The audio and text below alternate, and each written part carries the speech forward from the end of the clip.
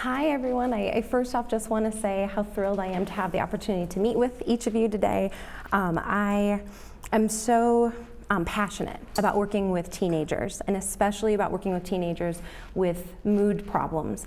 That my hope is that by the time we're through with our period together today, that you feel like you can go home with some things that are useful for yourself and for your family. One thing I want to just check in about is if everybody can hear me all right with this. All right, excellent. As we're going through this, I have a tendency, because I really enjoy working with kids, and I really am passionate about community education. If I'm going too quickly through anything, or if you have any questions as we're going through, I love questions. Please pause me, let me know if you want to hear more about what we're covering at that point, or else there'll be questions, time for questions at the end as well. So let's first hone in on what we want to be focusing in on today.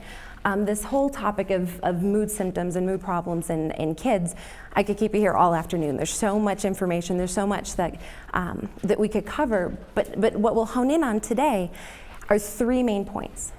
First off, this question of, is this normal? My adolescent is experiencing X. Is X part of what I should be expecting them to be experiencing? If the answer is yes, what can I do? If the answer is no, what can I do? So the first thing we want to do when tackling this question, is this normal, is just acknowledging that this is a really challenging question. It's something where there's a number of different factors that come into play, not the least of which is the fact that adolescence is a period of incredible change. There's a lot of physical changes associated with the hormonal deluge of puberty. Growth spurts and vocal changes and skin changes and body hair. There's changes in sleep patterns. There's changes in energy levels. There's changes in appetite. There's a broad range of physical changes that can happen really gradually over time, or that they can occur quite rapidly or dramatically, like this fellow and his feet. So these same kind of significant changes are also occurring within the adolescent brain. During adolescence, teens are acquiring and honing their use of new communicative social skills, increasing their ability to navigate the world independently, and improving in their use of abstract thought, answering questions like, who am I? What am I going to be about? What's most important to me? Even for the most typical teens, adolescence is a period of massive neurological change and growth and adaptation. As a consequence of these neurological changes, thinking and emotions and behavior become much, much less predictable. It becomes really challenging to determine when experiences like being stressed out or feeling irritable, having trouble sleeping or feeling down are a temporary normal consequence of all of these neurological changes, or something that's more concerning. So because I can't help myself, we're going to do a little bit of neurology here. This is an image that reviews the maturation of different parts of the brain over the course of childhood and early adult development. So what we're looking at here, just to orient you a little bit, is from left to right. We're going from about a 5-year-old brain up to about a mid-20s brain. And it's as if the person was laying on their back, so the front of the brain is on the top and the back of the brain is on the bottom. The red, orange, yellow colors reflect areas of the brain that are not as mature, and blue and purple reflect those areas that are more mature. So what we want to pay attention to are two particular areas of the brain. We want to pay attention to the limbic system, which is tucked away in the back of your brain, and the frontal lobes, which are right here in the front. The limbic system is responsible for the generation of emotions. This is the part that develops first, that are associated with the most basic emotions, things like fear, aggression, anger, and joy. More complex emotions are they become available as the brain continues to develop. The frontal lobes contain all sorts of other important things, like your knowledge about yourself, your knowledge of the world, your understanding of how you want to navigate the world, given that knowledge. When the limbic system is sending out a strong message, let's say a strong message of anger, it's your frontal lobe's job to decide how you want to act in response to that anger. Let's say you're in a meeting at work and you're getting angry. Let's say you want to shout something at your boss. Hi, boss. Let's say you want to shout something at your boss, or you want to pound the table.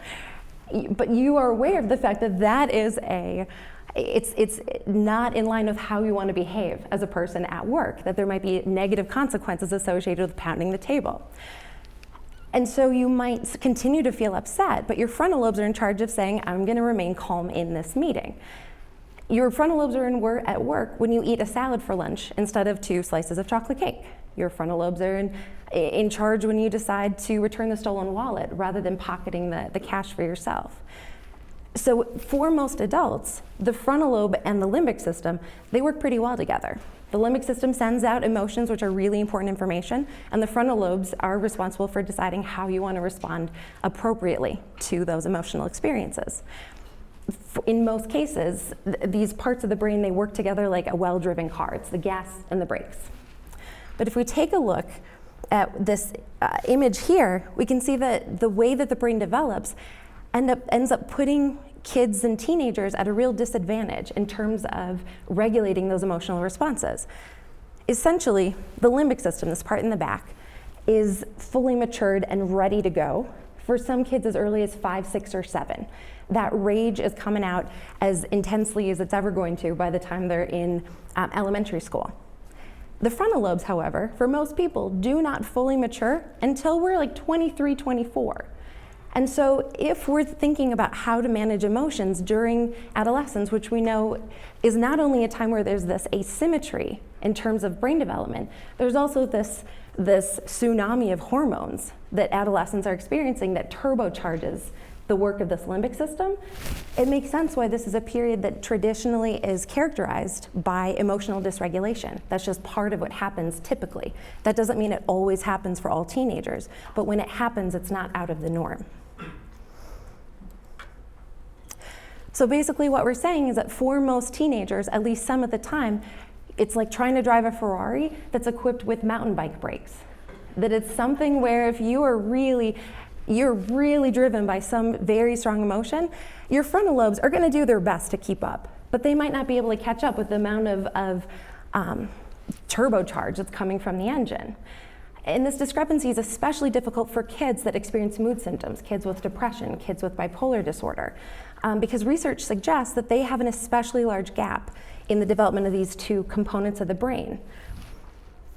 So essentially, the shifting nature of typical teen experiences, that we've got different parts of the brain that are developing at different times, means that it's really difficult to answer this question, is this normal? Because typical teenage experience can incorporate a lot of really challenging, difficult experiences. And I'm sorry, I think my mouse is on there.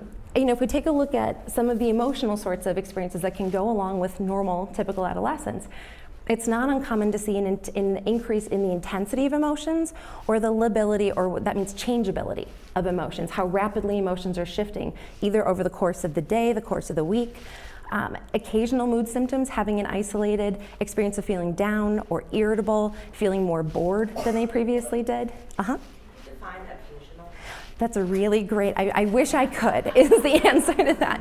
I think that psychology is, if nothing else, it's the process of trying to take things that are qualitative, really difficult to define, and trying to distill them down as much as we can into quantitative measures. The best I can do is say that for each person, on an individual basis, you want to compare to their own baseline. For kids that have a temperament where they're traditionally more active, more hyperactive, occasional mood symptoms going up, that might be different. What am I going to say? You might respond differently than a child who's traditionally very low key, but having these same spikes of hyperactivity. So I'm sorry, that's probably a pretty unsatisfying answer, but it ends up being so related to the child's own baseline. Having bad days, even a cluster of bad days that occur together, that's not unusual, as long as it's something that doesn't interfere with functioning, which by that what we mean is they're still able to go to school, they're still maintaining their friendships, they're still functioning at home, they're still able to maintain their responsibilities at home. These are within the realm of what we might expect. On the flip side, having increased engagement in plans or goals, having more excitement, having increased activity levels, speaking more quickly, having periods where they seem especially excited, that's also pretty normal. I'm thinking of, we had one parent call in and say, My 12-year-old, she was on the phone with her friends last night and she was talking about this concert they're going to. They were speaking so quickly that she sounded like a chickadee on cocaine. Like she just brrrr was the way that he described it. And he said, this can't be normal, I need to get her in. And my first question was, how many other chickadees were on the phone? Like, how were they all able to match each other in terms of their excitement? Did the excitement make sense? Could they all understand each other? If it's a flock of chickadees, I'm not as concerned as if her friends are thinking, holy cow, what's going on? So we want to make sure that we're thinking about that context. It's not just the context of what's going on, but the context of what's happening relative to peer group. Occasional shifts in terms of sleep dysregulation. Unfortunately, teenage circadian rhythms are in disagreement with academic schedules, and so because of that, in addition to a slew of the other impacts of hormones, you are likely to see sleep dysregulation in teenagers. Times where it's really hard for them to get up, or they're going to sleep in on the weekends. Times where they have difficulty sleeping. It's not unusual. This adolescent invincibility, this is a pretty fun one. This is that sense of it's never going to happen to me. This way of thinking really limits their ability to assess situations, determine risk levels, certainly consider consequences. It's this thought, it's what drives these experiences, like the 17-year-old who comes in a little late into a session with me and says, I would have been so much later if I couldn't have hit 115 on the freeway. And I'm thinking, okay, let's talk about that. It's the teenagers that tell me, I hear a lot about the dangers of vaping, but I'm just going to keep up with it because it's like, what are the chances that it's going to happen to me? So it's this invincibility that is as distressing as it can sometimes be to parents or those of us supporting teens. It's a typical part of this development through adolescence. Certainly, so is experimentation in terms of peer roles, in terms of sexual behavior, in terms of experimenting with substance use. Again, if this is within a mild extent that doesn't interfere with functioning, then it is part of what can be part of a typical experience. And lastly, I had a supervisor who once said, a parent's job during adolescence is to establish limits and try to maintain them. And a teenager's job during adolescence is to do their best to push back against those limits and generate their independence. And that, as healthy as that is in the long run, in the moment, it's hard. It is a recipe for increased argumentativeness, for rebelliousness. I'm going to test that, like how serious is that curfew? What are the consequences? If I test that curfew, and being more opinionated, especially if that opinion happens to differ with the parents in the household. All of this is a recipe for there to be increased family conflict during adolescence. Now, we're not saying that all teenagers are going to experience all of these things. Certainly, there are plenty of teenagers that navigate adolescence without hitting any of these bullet points. But if they occur, they're not inherently reasons for concern. What we want to do then is contrast this with some of the symptoms that do go along with the diagnoses that merit more consideration, more concern.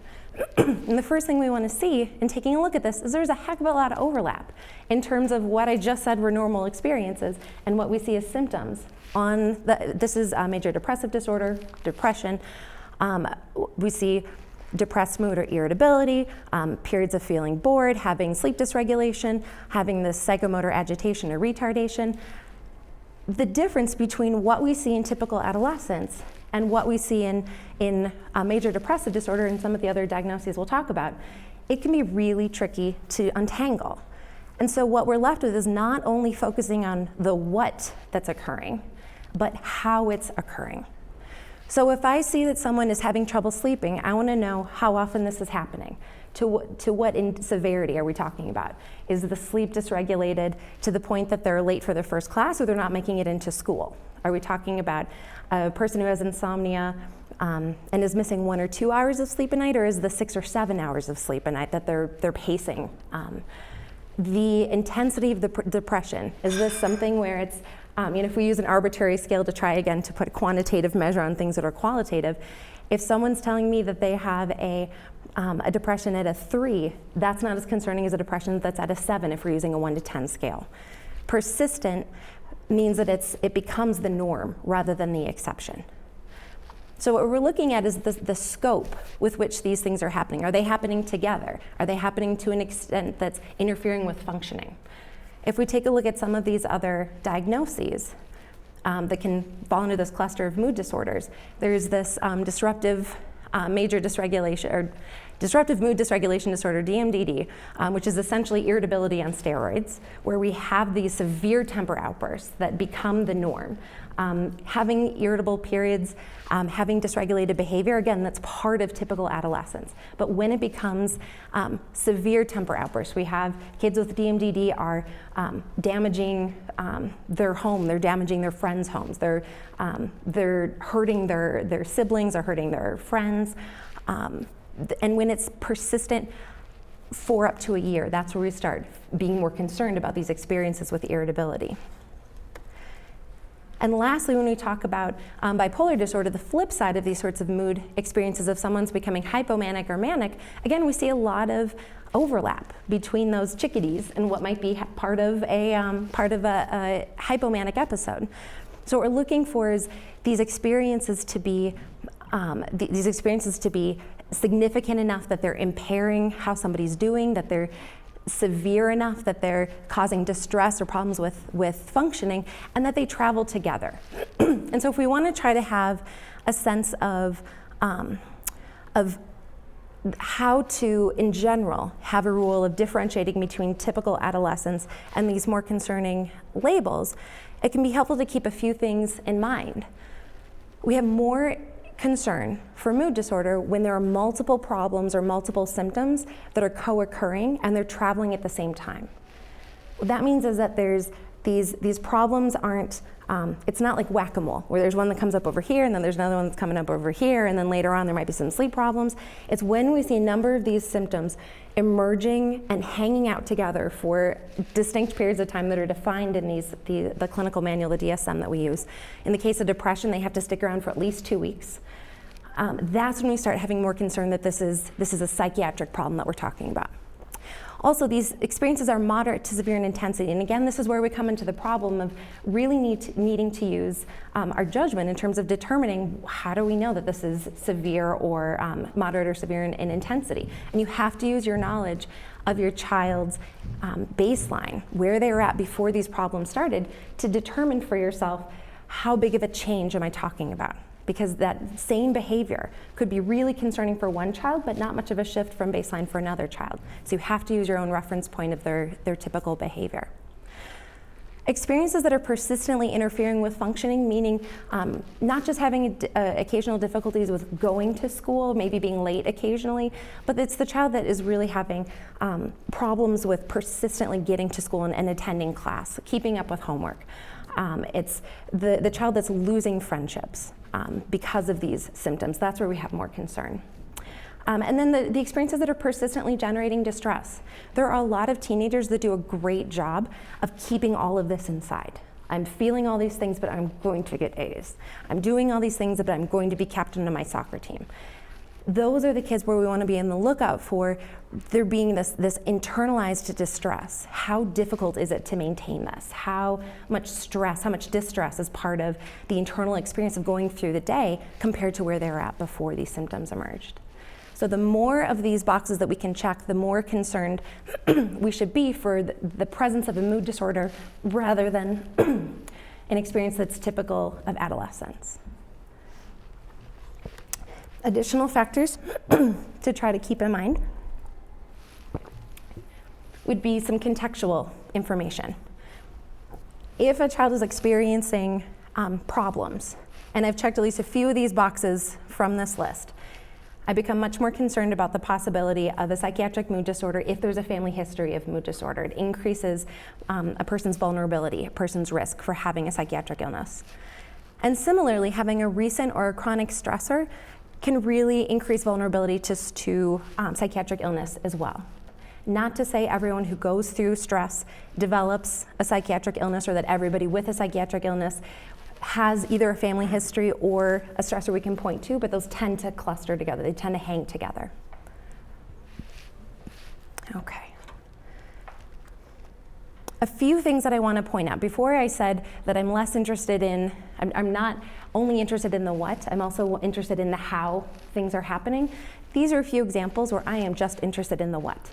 If these symptoms are present, this is a reason for concern. I don't care what else is going on in a child's life, these are reasons for concern. So any suicidal ideation, planning, or behavior, a lot of times teenagers, if they're not in the habit of opening up about especially these kinds of self-harming or suicidal thoughts, they'll make jokes about it. They'll make jokes like, if I get another C in that test, I'll just kill myself. As the parent, as hard as that can be, it's so important to loop back around and say, tell me more about that. Why would you say that? Help me understand, help me wrap my head around what you just said. Self-harming behavior, although most of the time self-harming behavior is not suicidal in nature, it reflects a level of distress that is always worth paying attention to. Again, regardless of context, we want to pay attention to self-harming behavior. Any aggression or violent behavior towards others, especially if it's peers, especially if it's parents, and especially if it's adults that are not within the family. So I am most concerned about the level of aggression if I meet with a teenager who gave his basketball coach a black eye. That's what we want to be on the lookout for. Regardless of who the target is, we want to pay attention to that, but the level of concern shifts based on who the target is. Refusal to attend school. Again, this is not somebody saying I need a mental health day, I'm going to take a day off every once in a while. This is not someone who is having sleep problems and is just late to school, but they're making it there and they're investing their energy in class. This is somebody who, for whatever reason, is not attending school. And the reason that this is worth paying attention to is not only because it, again, reflects a lot of distress that's connected in with something that's going on, because it is such a normative behavior for kids to go to school with their peers. Not normative to enjoy it, but it's normative. It's for them to go and spend time with their friends, and also because you can get to the point where there are legal ramifications for not attending school. And then the last one, this is a symptom of either hypomania or mania that I want to underscore because it can be sort of tricky to differentiate, but it is so crucial to pay attention to this if this happens. So the decreased need for sleep is something that it's an experience where somebody sleeps a limited amount of time. Maybe it's 3 or 4 hours less than their norm, and they don't feel tired the next day. It's not insomnia. It's not laying in bed and tossing and turning, saying, "Why can't I sleep?" It's somebody who says, it's like a teenager that said, recently I didn't go to sleep because I decided I want to do all of my history homework for this upcoming semester, so I'll just sleep tomorrow. And they stayed up all night, got through all of their history homework for at least the first half of the upcoming semester, and then the next day they felt fine. This is not the highly achieving teenager who's sleeping 4 hours at night so that they can keep up with their work, and then they're drinking 6 or 7 cups of coffee the next day to keep them awake. This is something that's biologically unusual. So if you have a sense that you have a teenager that's having this reduced need for sleep, where there's this decrease in sleep and they're not feeling tired, that is absolutely something that you need to pay attention to and seek additional assistance for that. Any questions about any of this? All right. So let's say that we've had a chance to talk through these different experiences and you're thinking, okay, I think that a lot of what my teen is experiencing is within these normal expectations. There are so many things that we can do as parents to help support our teens through these difficult periods. And we can think of this a little bit like the severity of mood problems is sort of similar to the severity of having a fever, where the experience of mood symptoms that are normal or within these typical expectations for development, it's analogous to having a low-grade fever, where if you're managing a fever of 99 degrees, there are a whole slew of things that you can try that will probably help at least a little bit. The more experience you get with managing low-grade fevers, the more you get a sense of the particular remedies that are most effective for yourself or for your family members. Similarly, there are many, many things that you can do to help teenagers that are going through typical mood experiences. The more you test out these different these different tools or approaches, the more information you'll have about what sorts of things are most effective in your family. So we'll go over, there's just gobs of options. We'll go over a few that are most likely to be at least good starting points. So the first thing that I want to emphasize is the importance of listening. It seems like such a simple, straightforward thing to start with our tips with, but it is incredibly important. Teenagers, as they're going through this period of neuronal growth, neuronal pruning, there's not only this dysregulation or this unpredictability in their emotions and their behavior that we talked about, it's also really hard for them to make sense of what's going on as well. They're used to things going a certain way in their brain up until this hormonal input at puberty, and now things are really different. And so just the act of them articulating their experiences and you having an open ears to receive it, that in itself can be incredibly helpful. There's this great quote from The 7 Habits of Highly Effective People that's most people do not listen with the intent to understand, they listen with the intent to reply. Most of us are guilty of that as well, even if it's not all the time, a good amount of the time. Once you hear something you want to respond to, you kind of tap into that and you pay less attention to the things that follow. What I really want to encourage us to do is to listen to with the intent just to understand. Most people think that they're pretty good listeners, and it turns out, though, that it can be a pretty challenging skill to develop and use effectively, especially if we want to be cognizant of listening to understand. And this is a skills worksheet that we go over with when we do some family work at the Depression Center. And this is a breakdown of one of the ways that we can approach listening. It's this idea of active listening. I'm engaged, I am hoping to understand, and I want to communicate to this person who I'm speaking with.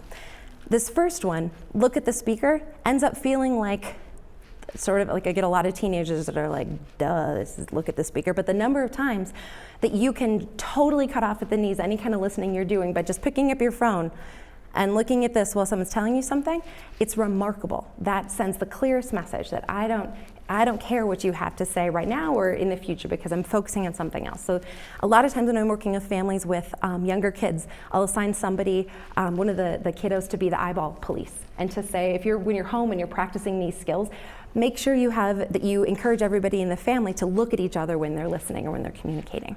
So that first one can be hugely important. You want to be focused on what's said. You want to we break it really concretely down. You want to be nodding, saying uh-huh, asking questions. And this idea of checking out what you heard, you want to bounce back a sentence or two to make sure that you're picking up what they're putting down. If they're trying to tell you about how their friend in Spanish class said something really mean, and you're like, oh, it sounds like that Spanish test was really tough. You might be totally right, but they might have been trying to communicate something completely different. So what you want to make sure is that you give them a chance to guide you towards what they want you to understand. You'll notice there are many things that are not included in this skill, like solving a problem, giving advice about the situation, telling the teen your opinion about their circumstances or feelings, providing any kind of judgment about the content of what they've told you. You don't have to agree with a single word that they have said as you are practicing this. Your frontal lobes might be working in overdrive because you might be feeling upset, distressed about what they're telling you, but it is so important to provide your teens with an opportunity to be understood, that you want to stick just with these aspects of listening. Okay. Another component of family life that can be really helpful for teenagers that are going through this difficult period is to be as predictable and consistent as possible with your family rhythms. Having a predictable rhythm and routine each day might sound really boring or impossible or both, but it can be a really particularly supportive and stabilizing influence for adolescents that are going through these turbulent periods. So what do we mean by having a predictable rhythm? That can mean having a predictable daily routine, like having consistent bedtimes and wake times, having predictable meal times, ideally when the full family is present as much as possible. We'll loop back around to that in a minute. Plan times when people are anticipating they'll be working versus relaxing, having a sense of who's handling which responsibilities and when those responsibilities are going to be completed, understanding what the house rules are, and importantly, what the consequences are if those house rules are broken. So you can expand this out a little bit by having a predictable weekly rhythm, knowing what kinds of things a family does on the weekend, what sorts of things to expect for upcoming holidays or trips. Having a general understanding of how much time people spend outside of the home versus at home or with friends or other outside activities. Lastly, it can be really important to try to make yourself as predictable as possible.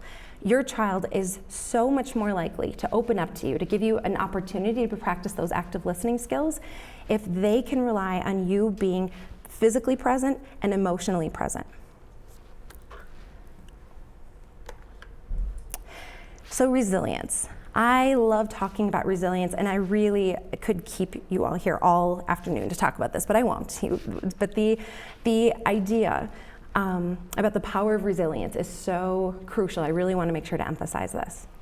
So resilience is the ability to bounce back from stressful or challenging circumstances. And there's a lot of research to suggest that fostering resilience in teenagers, kids and teenagers, can play a protective role in terms of decreasing their likelihood of developing one of these psychiatric disorders that we're talking about.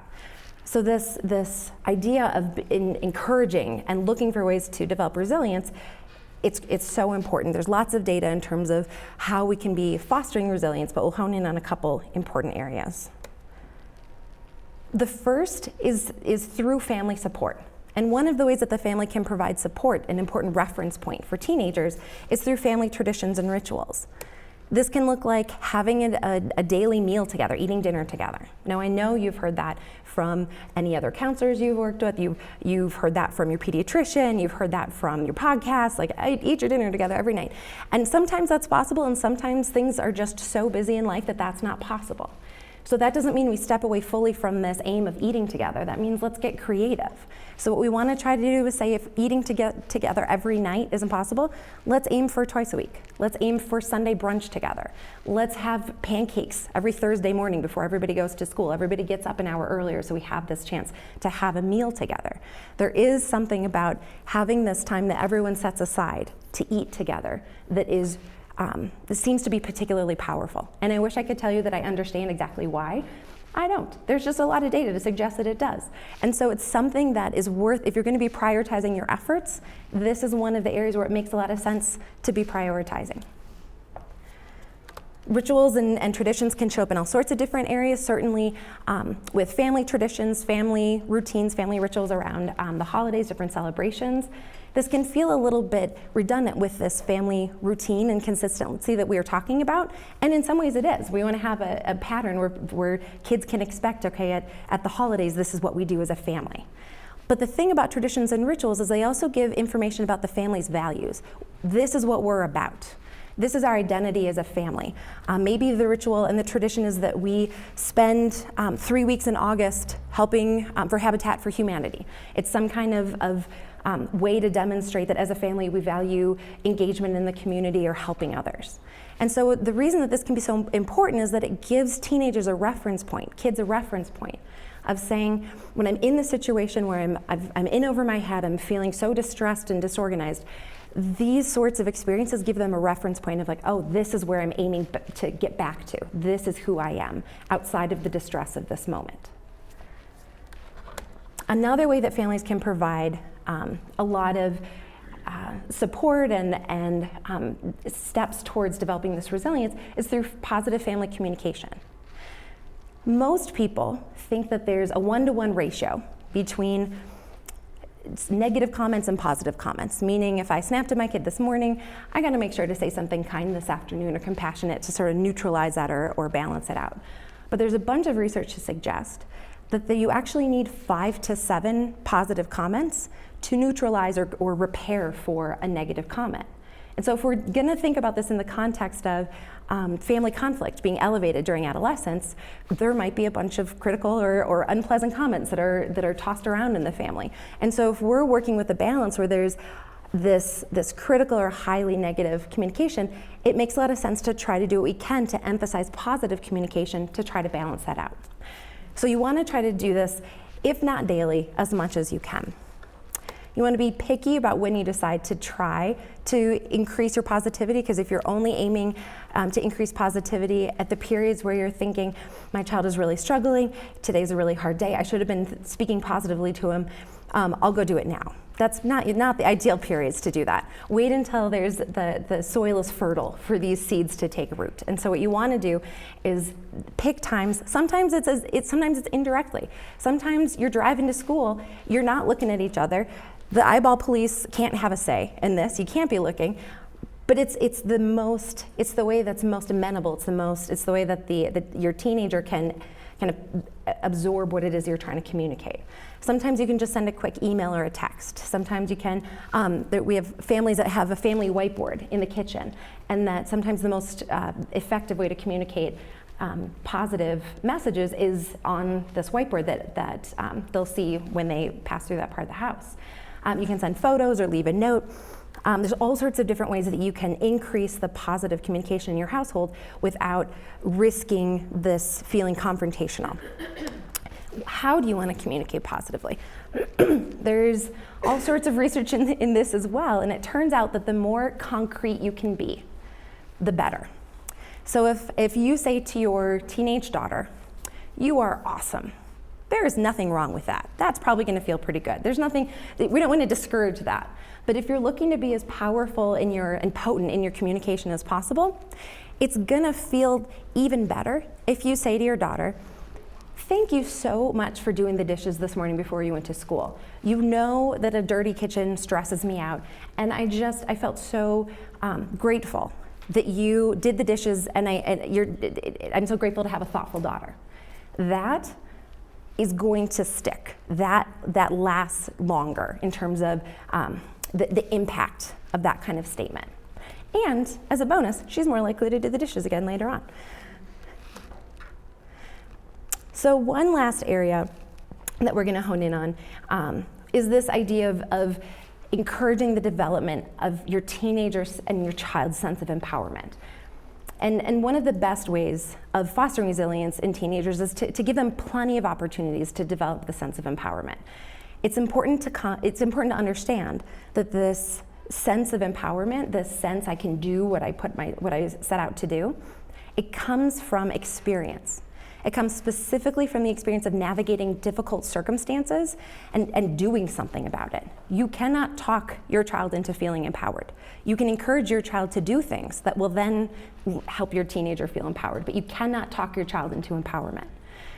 So we need to be very cautious of our inclinations to be parents that are overly involved with our children's struggles. We've all heard about helicopter parents that are enthusiastically attentive to every need that their child might have, even anticipating the needs that their child might have.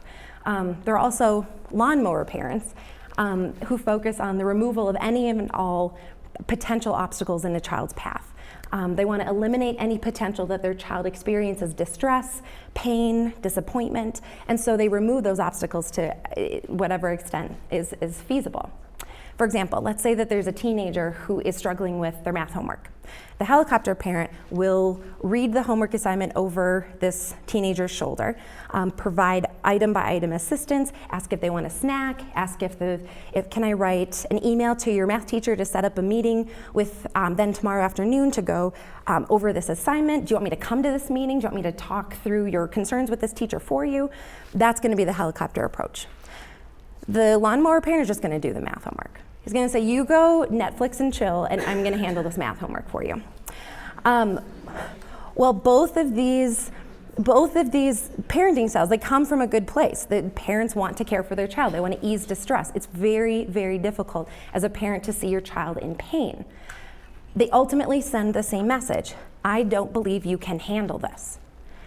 And so they rob children of the opportunity to develop a sense of authority, a sense of autonomy, a sense of command, a sense of empowerment, because they're never completing that path. They're never seeing that you can address problems, that you can find a solution if you stick with it. If a child has very few chances to experience a problem or stress or distress on their own, they will have very few chances to learn how to successfully manage these difficulties on their own. So then down the road, when the 16-year-old, when the 28-year-old, when the 32-year-old is inevitably placed in a circumstance where they need to navigate challenging circumstances independently, they're in a much more difficult position to do so because they haven't had the opportunities to develop those skills. So what do we want to do? So to best help with developing that sense of empowerment, that's so important for resilience, is that you want to do whatever you can to help with this, I think I can. Again, you can't talk your child into empowerment, but you can talk them into attempting to do things that will then gain them that sense of empowerment. Your child will be much more likely to believe in their own abilities if you communicate that you believe in their abilities. So give them space to work on problems by themselves. Let them fail. There's really important learning in failure. Encourage perseverance instead of perfection. We want to be, when they ask for help, you want to provide assistance, but provide them assistance with sorting out how do they get to the answer on their own? How do they navigate this problem independently, rather than just providing them with the answer? So for example, if we go back to the teens struggling with their math homework, don't offer help if they don't ask for it, first off. Wait until they ask for help. And then if they ask for help, offer assistance with the process. It sounds like your math homework is really hard. What can I do to help you sort out how you're going to solve this? That implicitly, it communicates a confidence that they can figure it out, and you're just going to be there to bolster them up. You can answer questions they might have about it. You can maybe offer suggestions if they ask for it, or if they're having difficulty brainstorming ideas on their own, but you want to remain focused on the process. If you just say, oh, the answer's 7, they lose all the opportunities to develop those important skills. So it can sometimes be a very long wait before you get to the I knew you could, but once you get there, it tends to stick. So it is worth the investment of really focusing in on the process. Okay. So now if we're in the circumstance where we've talked through these different kinds of symptoms and you're realizing, no, what my child is experiencing, it's outside the realm of this typical adolescence, what can I do? If we go back to this metaphor of the fever, a more significant concerning mood symptom or collection of symptoms, they're analogous to having a higher fever. If you're trying to treat a fever of 104, you don't want to mess around with things that might or might not work. You really want to focus on what's most likely to give relief as quickly as possible. So in the case of mood symptoms, this is when you want to reach out for professional help. So I grabbed this picture from a clinician's website, I think out in Michigan, under the heading, Talking with Your Teen About Therapy. And I just want to say, I don't know what kind of magic algorithm they are using to present the opportunity of going to therapy, but I would say a much more realistic expectation when you bring up therapy is to expect something like this. I had one 12-year-old boy once who asked for a therapist for Christmas, and everybody else that I have met with who's in this teenage, the throes of adolescence, there's some degree of resistance, reluctance, irritability, difficulties with opening up. I'm only here because my mom's making me. I have to be here because the school's making me. I had one 17-year-old who just sat down in the chair and he folded his arms, and after about 30 seconds of silence, he just goes, "Good luck, doc." So that is, like, when you go into this, don't expect this. If you get this, that's awesome. What's gonna happen is more likely around this direction. So, but there are things that you can do to try to increase your chances of success. If not make this a pleasant conversation, you're gonna at least increase the chances that you're going to communicate this message to your teen. The first thing to emphasize is that you want to pick low intensity times to bring this up. If your teen, again, is in the middle of having these, maybe a behavioral outburst, they're sobbing because they are feeling really blue and depressed. Some teens, if you know your teen well enough to know that that's a time to open up to them about the potential of therapy, if it's going to feel supportive, then maybe you go for that. But for most teenagers, most of the time, they're going to be able to hear what you're saying much more clearly if you find a time where things are lower intensity. If you find a time when things are calmer, where you're not in the throes of family conflict or intense symptoms. You want to start with questions, seeing what they have already picked up on, what they've already experienced, what they already feel are concerning experiences that have been going on. Just asking, how have you been feeling? What's going on? How is school going? How are things with your friends? You want to do whatever you can to focus on behavior or emphasize areas of problems with functioning. Rather than saying, you've been sad a lot. You want to say, it seems like it's harder to go to school lately, or you haven't been spending as much time with your friends. That leaves less room for argument, and also it leaves less room for misinterpretation. Maybe your teen is sad, maybe they're super bored. It's hard to tell, maybe they're really irritable but they're internalizing it. You don't know. And so you don't want to start off by making assumptions that might actually get the conversation off on the wrong track. So the more you can focus on concrete behaviors, the better. And then this last one, I really want to underscore this, to differentiate between your teen and the symptoms. The number of times that teens come into my office and say, I'm here because my dad thinks I'm lazy, or I'm here because my mom thinks I'm just trying to make her life miserable. It starts everything off from such a harder standpoint. What we want to do is even as early as possible, team up together against the symptoms. It seems like the depression, if they've given you that language to work with already, it seems like the depression is making it really hard to do what you normally do at school. Let's see if we can connect you up with somebody who can help you out with that. So you can differentiate, you're teaming up together against these symptoms that are impairing.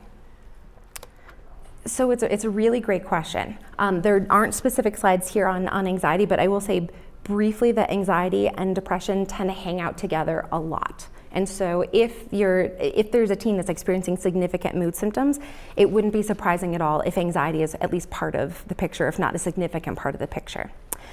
In terms of how to address the anxiety, that might make more sense for us to chat afterwards more about that specific case, but it can absolutely complicate this even further. And in general, the more things that are going on, the more comorbid things, you've got anxiety and depression, or depression and behavioral problems, or bipolar disorder and substance use, that ups the ante in terms of how much you want to be focusing on connecting up with professional help. So that's a great question. So there's not a set rule. So outside of the legal realm where there's court mandated treatment, and I don't know enough about that to be able to speak with confidence on that. But right now there's not a law in the state saying that teens at some point can refuse to do treatment. Kids refuse to do treatment all the time at any age. They might show up, but they're not doing treatment. And so it's something where the statutes that are in place are actually in the reverse. Where right now in Colorado, and I just wanted to say 15, but it might even now be 14, starting at the age of 14, I'm almost positive it's 14, that you can, that teenagers don't need their parents' consent in order to engage in treatment. So it's the opposite. Because so often when kids are struggling, they come from really challenging home environments where it may not be possible to coordinate efforts with the parents to attain consent, and those kids can still access treatment. And that's something that's particular to the state. But unfortunately, I don't know the answer. I'm not sure that there is a law in place saying that people can refuse it. So it's something that's been a source of, we'll say, debate. At times it's been more passionate than that. Over the last 20, 25 years. 25, 30 years ago, that would have been absolutely, in fact, I think it was even written in the DSM-3 at that point, maybe the 2, but it was like 18, like it doesn't occur before 18. But then there was this acknowledgement that a lot of these adults with bipolar disorder were saying, hey, well, back in high school, back when I was younger, there was a lot of mood instability. What was that all about? It's not like all of a sudden this emerged without warning. But then the pharmaceutical companies got a hold of that, and there was this valid pushback on the fact that a lot of pharmacies were heard about the potential for pediatric bipolar disorder, and they funded a lot of studies that said, hey, look at all these kids with bipolar disorder, we'll give them meds. And so there was a lot of pushback saying, no, now we can't diagnose kids because this is just something big pharma wants. So now we're at a point in the field where we want to kind of acknowledge both sides, that the pharmaceutical companies were basically churning out more pediatric bipolar diagnoses than were valid. But there are absolutely kids as young as 7, there's no limit. So technically you can diagnose whenever you want.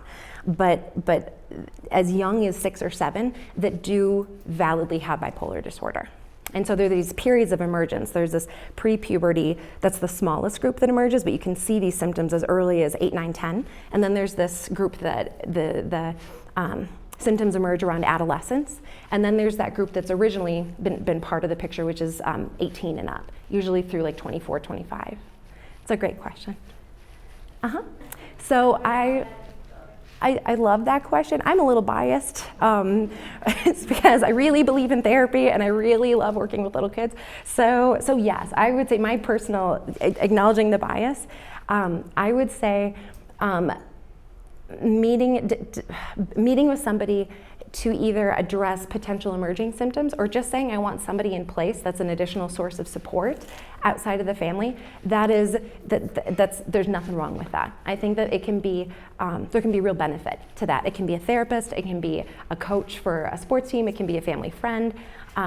If there's a history of mood problems, if there's any concern that this might be an especially challenging time, then connecting up with a therapist might be the best bet. Great. So if I put my clinician hat on, then it's something, it's in the mix of that slide where there are all of those different options for the low-grade fever. So it's something where there is some data to suggest that it helps, and that it helps specifically with mild symptoms, and that it doesn't seem to hurt anything. So in that case, it's something that's like, the data isn't entirely convincing, but it's not suggesting that there's any risk in doing with that. If I put my researcher hat on, I would be really honing in on some of these other treatment options that have a stronger evidence base if we're talking about a higher grade fever. Like if there's concern for significant mood symptoms, I wouldn't rely first on any source of treatment that didn't have a really solid evidence base. It's not to say that there might be psychiatrists or therapists who suggest vitamin D or some of these other options as an adjunct to what's going on in the course of some of these other treatments. But there are particular things that we know are especially useful for these more intense mood symptoms. And to hedge our bets as much as possible that things will improve, we want to stick with those. So that's my recommendation. So that's a really great, complicated question because it depends on the medication, and it depends on the person, and it depends on the psychiatrist. So there are, unfortunately, going to be some prescribers who are, we'll say, enthusiastic about providing meds. They'll provide lots of meds. They'll provide lots of meds for a long time. I'm a real fan of working with the psychiatrists at the Depression Center because they take a much more measured approach. We're going to give the least amount of meds that are required for the least amount of time that it's needed. Based off of what a diagnosis is, that can vary a lot. If we're talking about somebody who has a significant stressor, they're experiencing depression and anxiety to a moderate extent throughout adolescence, and then they stabilize after that, they may not need to be on medications after that period. But then if we talk about bipolar disorder, where there's a much stronger evidence base for the benefit of ongoing medication, that might be a decision where we say, even if you're stable, even if you are really doing a great job of maintaining that mood stability, that's an indication that the medications are working and we want to hang on to that rather than taper you off the meds. So it depends. So to answer the first part of your question, there aren't any current research studies at the Depression Center that are focused on that particular question. There's how much time you got? I think that there's the question about the relationship between medication and suicide, that it's such an important aspect to be getting a lot of clarity on. There absolutely, and that's why they call it the black box warning that came out after this research in the early 2000s that suggested that teenagers are at increased risk of suicide if they're on antidepressants. The subsequent research into that has suggested that that's not as consistent of a relationship as was thought in that earliest study. And certainly it's not the case that everyone who commits suicide is on medications. So different states have different approaches to that. Sometimes there's suicide. I don't know, but I don't know for sure I don't believe so, but I don't know that 100%. I would check with the Office of Suicide Prevention, which is at the state level. They are the ones that will be collecting that data at a large level. So that's part of the Colorado Department of Public Health. This is why I love working with smart people. This is great. Excellent. Any other questions? So it depends on how you want to use the brain scans. There's actually really great emerging science right now that's suggesting that we can see the impact of behavioral intervention on brain scans. Like we can see if before somebody goes through OCD treatment, their brain looks different from the MRI than it does after they're done with the treatment. The same thing with some of the studies on family therapy for bipolar disorder, for CBT for depression. So we can start having this neurological evidence for behavioral change. From a diagnostic standpoint, we have to get a lot further. It's such a complicated question. You know, if somebody has bipolar disorder, how does their brain function differently than somebody who has ADHD? That is such an incredibly complex question. We just don't have a level of understanding at the neuronal level is basically what that is, to be able to say diagnostically. And so the value of fMRI right now is really in terms of the research standpoint of trying to answer that question of how can we differentiate, because that'd be fantastic. I would love that. As a clinician, if someone said, hey, check it out, I have anxiety and depression, not bipolar disorder, let's go. Like, this is great. But we don't have that right now. And so there's the research is underway to sort that out. What we do have is this, what we can point to is that it validates the changes that people qualitatively describe from going through therapy.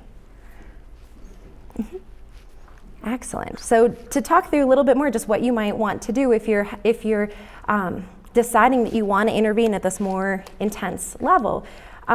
If your teen is really reluctant to speak with you about about treatment in general, about making decisions in this process, you want to try to bring in recruit as many people as you can. If they are willing to communicate with maybe the other parent, maybe another family member, maybe a family friend, maybe a coach. You want to try to encourage them to connect with whomever they're willing to speak to if there is somebody else that they want to connect with.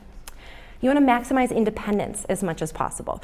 Maybe for your child, you've decided they need to see somebody for treatment. It's not a question of whether or not they are going to meet with somebody, but you might decide you're going to take them to 4 different therapists and they get to decide who they connect best with and that you're going to schedule with that person. Self-disclosure, I caution against this a little bit because on one hand it can be incredibly powerful and normalizing for a teenager to hear if you've had your own experience with navigating symptoms and having been supported by treatment. Teenagers can feel pretty supported by that. That can be really useful information for them to have. However, we want to make sure that the self-disclosure is used as a way to provide support, not as a way to nudge or that it's not weaponized. We've had some families come in where the parents will tell their children, you have to go see a therapist because your symptoms are making my anxiety horrific. I'm making 3 appointments a week with my own therapist. You're making my life miserable. You have to see somebody. Please don't do that. Please don't do that. And contingencies, this is another one where you can have, especially with younger kids, it can be really useful to say, I know it's not your favorite thing to do, but if you were willing to go see this therapist once a week, we're gonna go out to dinner at your favorite spot on the way home. That can work beautifully. What doesn't work is using therapy as a punishment. If you miss your curfew another time, you're gonna have to go to therapy. It's already a hard job. That makes it harder. Please don't use therapy as punishment. The questions that you wanna ask when you're choosing a care provider. The first time I went, I'm not sure if they even have Old Country buffets out here, if this is a Midwestern thing, but I remember when I was about 10, I went to my first Old Country buffet. And if you guys aren't familiar with this, you walk in and there's like dozens and dozens of tables and they have like Asian food and they've got like shrimp and grits and they've got like all of these things that is in Minnesota. And I was like, what is this? And there's just so many different kinds of things that are immediately available. A lot of therapists, if you look on Psychology Today, they're taking the Old Country buffet approach. They say that they have an expertise in treating every diagnosis from A to Z. You cannot be an expert in everything. It is not possible. It's not happening. That's not real. So what I really want to encourage people to do, I'm not saying that therapist who happens to have everything listed doesn't have an area of expertise, but you want to find out what it is. Whoever it is that you're working with, you want to make sure that they have the experience, the expertise, the knowledge, that they're keeping up with the scientific community in that area, in an area that matches your area of need. So you want to make sure you have a clearly defined target. You also want to make sure you have a sense of where did you complete your training. Not saying you have to figure out, okay, is their alma mater somebody that I'm like, are they my basketball rival? But it's something where what you want to do is figure out, did they complete sufficient training to handle the amount of care that you're wanting to get from them? If you're going in with some pretty significant concerns, you want to make sure that somebody has completed training in significant care settings. And you want to make sure that you're working with somebody who's really clear about the game plan. What's the initial diagnosis that we're working with? What's our treatment plan? Sometimes that can come up in the first session. Sometimes it takes a few meetings to get into that rhythm. But it's really important to have open communication throughout treatment, but especially on the onset, about what are we doing here? How are we going to make sure that we're tracking your progress? I always want to make sure I have a sense of what we're working towards and how we can measure progress towards that goal. Otherwise, it's just a waste of everyone's time. Nobody wants that. Let's make sure that we're getting after what we want with this approach. And if we aren't getting there, let's switch approaches or maybe switch to a different kind of care setting. So there are lots of different options in terms of care settings. There's group therapy, which are typically separated by diagnostic categories or age groups. Although adolescents can potentially really benefit from social groups because of that focus on peer acceptance, they tend to be the most reluctant to engage in groups therapy. So if you have a teenager that's willing to do this, like jump on that option. There's also a lot of benefit for teenagers and kids to engage in family therapy. A lot of times family therapy is focused on improvement of relationships, improvement of either communicative or problem-solving skills. And then last, we have individual therapy, where you're just meeting one-on-one with your counselor or psychologist. And regardless of what kind of setting, what kind of modality you seek in terms of treatment for your child, I really want to encourage you to pursue evidence-based practices. If we're talking about that 104-degree fever, the evidence-based practices are those things where we have the most data from lots and lots of people. Lots of different settings to suggest we don't know what's going to work, but this gives us the best chance to see improvement as quickly as possible.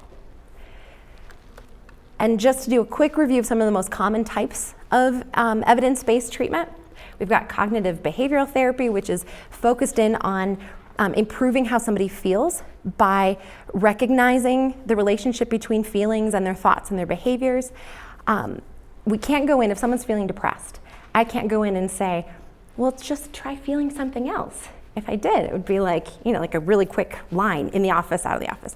Feel something different, feel something different. You can't do that. And so what you want to do is take advantage of the relationship that feelings have with our thinking and our behaviors, because we can have significant influence, if not total control, over those areas. And so if I'm working with somebody who's depressed, I might say, what are the behaviors that are maintaining and sustaining and nourishing that depression? What can we do to tweak that a little bit? To keep that, to give you a little bit of wiggle room, some opportunity to feel something else. What are the kinds of thoughts that are connected in with your depression? And is there a different way of thinking about that? CBT has just gobs of research in terms of its effectiveness, particularly with depression and anxiety. So oftentimes if someone's talking about completing evidence-based treatment, this is what they're talking about completing. There's other options as well. There's dialectical behavioral therapy, or DBT. This is another treatment that has just incredible amounts of research support. It's really skills focused. It's very behavioral in nature, and it was originally designed for individuals that have a lot of mood changeability, a lot of mood intensity, and so for that reason, it can be a great fit for adolescents who are also experiencing a lot of intense mood shifts. The skills are focused in on developing mindfulness abilities, or developing an ability to practice mindfulness in stressful circumstances, tolerating stressful environments, having regulation in your emotion, and then also improving your ability to effectively navigate interpersonal relationships. So ACT is another evidence-based treatment, but it takes a little bit of a different slant. In most of these other treatments, we're talking about reducing or eliminating the presence of anxiety, the presence of depression. In ACT, the aim is to try to identify what is it that's most important to you and how can you get after that despite the fact that you have this anxiety or this depression.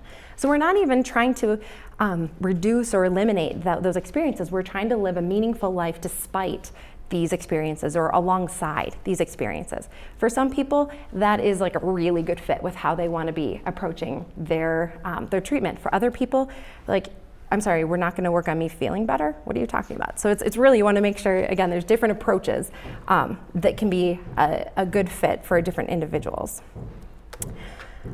And last, we have family-focused therapy, which is, again, a skills-based, concrete treatment model that was developed originally for adults and adolescents who are at risk for bipolar disorder. And recent research suggests that actually if the protocol is completed with youth who are at elevated risk for developing bipolar disorder, that the treatment can have a preventative impact, that you actually can reduce or prevent the onset of bipolar disorder in high-risk youth through participation in this protocol. And the Depression Center actually has a grant for disseminating this treatment because it's a treatment that has a lot of evidence base, but it hasn't been as available in the community. So we're working on shifting that. So in terms of additional resources, if this conversation feels like, okay, I want to know more, I want to learn more about mood symptoms in adolescents, I want to learn more about treatment options, these are some options in terms of expanding your knowledge in this area. And the last thing I want to say, I think this information is available, there's a handout in the back, so certainly that's available later. The last thing I want to say is just, we've covered a lot today, and it can be really challenging to wrap your head around what's going on with your child's mood, with their shifting emotions and their unexpected behaviors.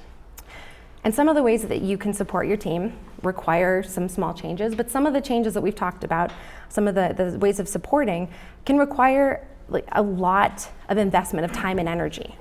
These are not small changes we're talking about. But I encourage you to devote as much of the time and energy that you can to supporting your teens now. Because eventually these teens will mature, the construction zone will close, the work will be completed, and the tools and the skills and the strengths and the resilience that they develop during this period will have a lasting impact on their lives as adults. And so as parents, we have this incredible opportunity to provide support during this difficult time. And my hope is that we can take advantage of that opportunity to foster healthier teams and happier families. And with that, I really want to thank you for your time.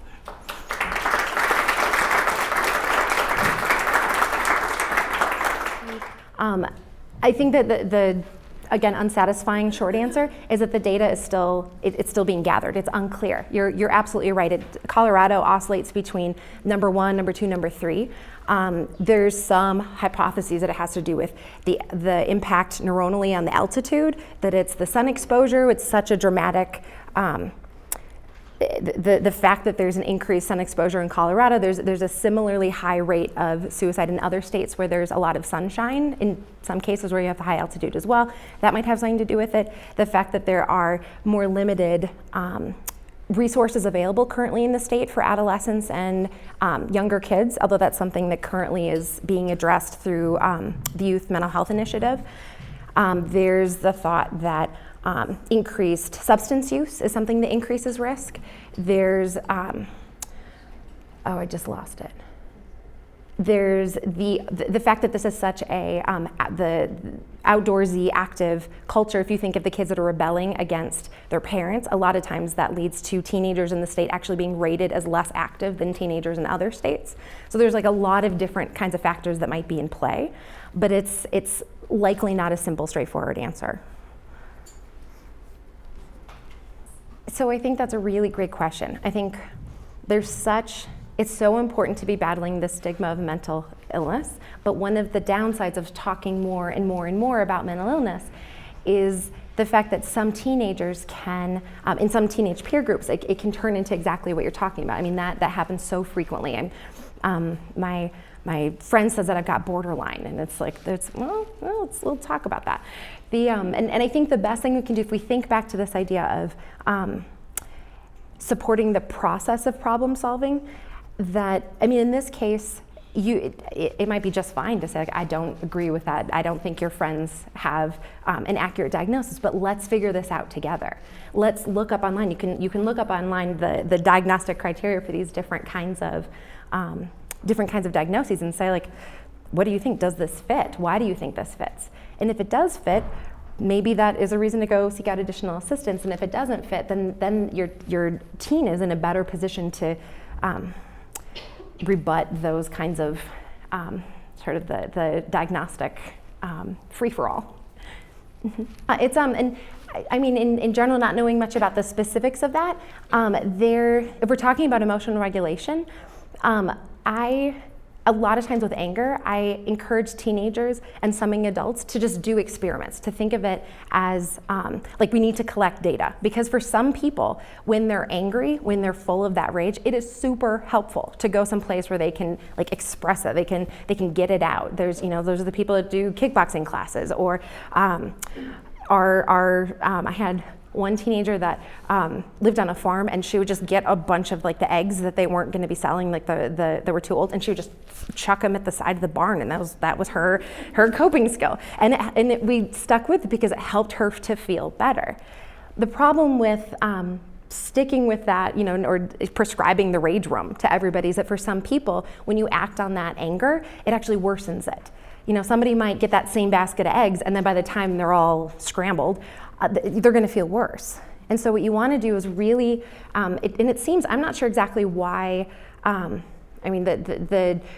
it seems particular to anger, that there's sort of this, it can go either way. With other emotions, the more you act in accordance with them, the more they're fueled. And so you want to try to engage in an opposite type of action. But with anger, for some people, if you can find a way to safely express it, that's actually the healthier coping option. And so I encourage people to just see what happens. Like, take some data, do it safely, and see what works for them.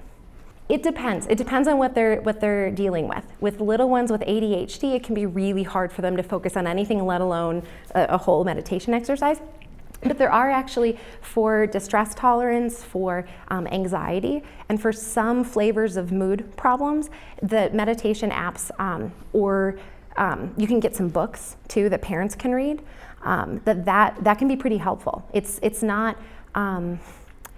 because kids and teenagers aren't as developed. The prefrontal cortex. We saw it's not until like mid-20s where that's really ready to go.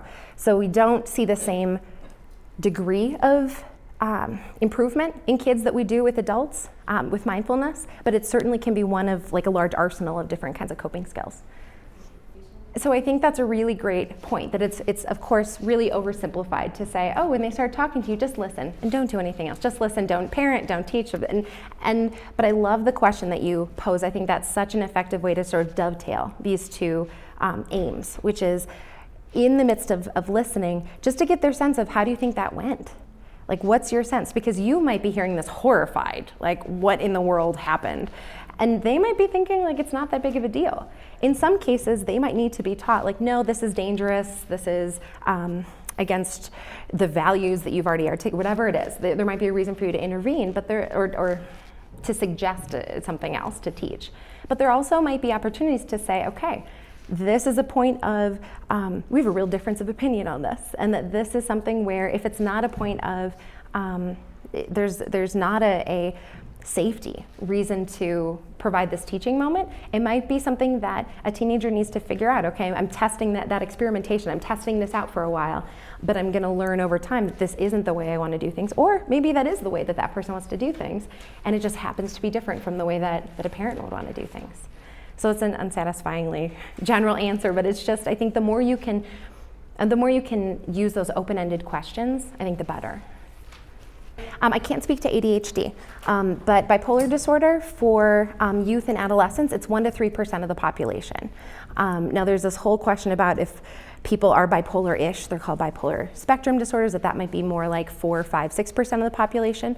But people who have a fully diagnosable bipolar disorder, that's 1 to 3%, depending on the data you look at. For depression, it's higher. So it's 5 to 7%.